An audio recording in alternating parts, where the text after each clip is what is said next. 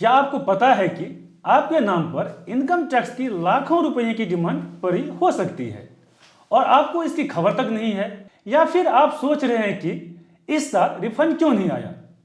कहीं आपका रिफंड पुराने टैक्स से एडजस्ट तो नहीं हो गया? जी हाँ दोस्तों, आजकल बहुत से टैक्स पेयर के साथ ऐसा हो रहा है कि 2010 से लेकर 2024 तक की पुरानी इनकम टैक्स डिमांड पोर्टल पर पेंडिंग पड़ी है। लोगों को तब पता चलता है जब घर पर इनकम टैक्स की नोटिस आ जाता है या फिर उनका रिफंड पुराने टैक्स के नाम पर एडजस्ट कर लिया जाता है। नमस्ते दोस्तों, मैं हूं लक्ष्मण झा और आप देख रहे हैं जेएफएस टैक्स टिप्स।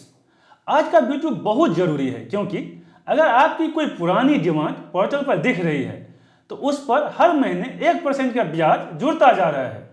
यानी 10 साल पुरानी डिमांड आज ब्याज के साथ आपके मूल टैक्स से दुगुनी या तिगुनी हो चुकी होगी।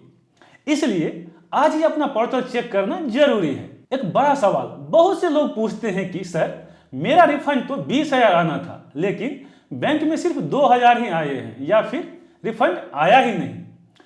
ऐसा इसलिए होता है क्योंकि सेक्शन 245 के तहत इनकम टैक्स डिपार्टमेंट के पास यह पावर है कि अगर आपकी कोई पुरानी टैक्स डिमांड बकाया है तो वो आपके नए साल के रिफंड से उसे एडजस्ट कर ले। डिपार्टमेंट आपको इंटीमेशन अंडर सेक्शन 245 का एक ईमेल भेजता है।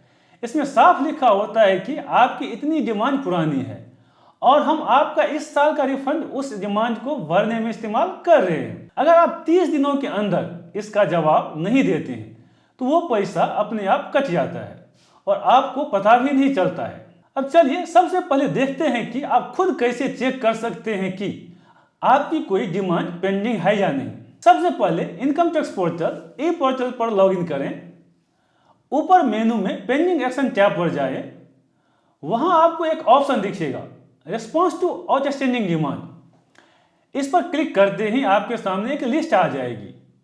अगर वहां नो रिकॉर्ड फंड लिखा है तो आप सुरक्षित हैं, लेकिन अगर वहां कोई अमाउंट दिख रहा है तो समझ लीजिए कि आपकी मुश्किल बढ़ने वाली है। अगर यहाँ दिख रहा है डिमांड, जैसे और रिस्पॉन्स टू आउटस्टैंडिंग डिमांड पे जाते हैं तो यहाँ पे दिख रहा है 2016 का एक डिमांड है जो यहाँ पे दिख रहा है। ठीक है, अब देखिए यहाँ डिमांड कितना है। पहले का डिमांड था 4,51,870 और उस पर इंटरेस्ट कितना बन गया अभी तक, 5 लाख रुपये का। मतलब पता ही नहीं है कि यहाँ पे डिमांड खड़ा है 2016 से और उसका 4,00,000 लाख का टैक्स था और इंटरेस्ट बन गया है 5 लाख रुपया। और देखते हैं और क्या है, इनका डिमांड है इस पे कि नहीं है। और कुछ ये देखिए नीचे भी एक डिमांड है, 2013 का डिमांड है।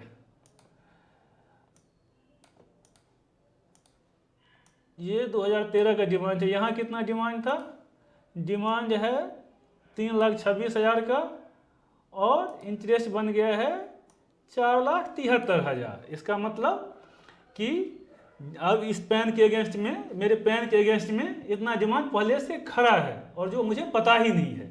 तो ये ध्यान रखना है, अपना लिस्ट आप चेक कर लें। अगर डिमांड दिख रही है तो डरे नहीं, उसे पोर्टल पर ही ठीक किया जा सकता है।